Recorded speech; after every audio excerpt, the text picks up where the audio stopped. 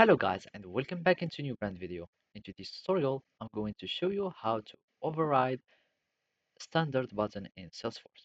So make sure to watch the video to the end and follow these simple steps. So first, you will need to go to the setup menu and then go to setup. And after that, you will need to go and navigate to the objects where you want to override the standard button. So here we need just to search for the objects manager and you will find it here. I'm already having it. And then we need to choose the object that you want to customize.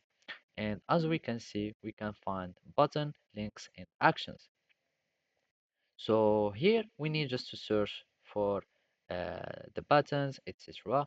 And basically we can go to any and now we need just to go and we will see that if we can overridden this one. So you will need to have a new button or link if you want.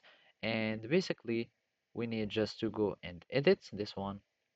And basically we need just to go to the Lightning Experience override and then you will need to override it and use the button or the Lightning components that you have and you will need just to save.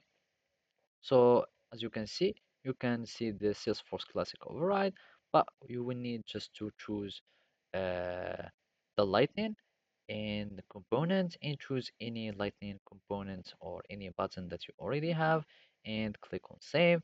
And that's way you will have your button that will be overridden. And of course, you will find in the overridden that it will be overridden by another object or another button. So simply those are the steps that you can follow to override a button in Salesforce. Thank you for watching and see you next time.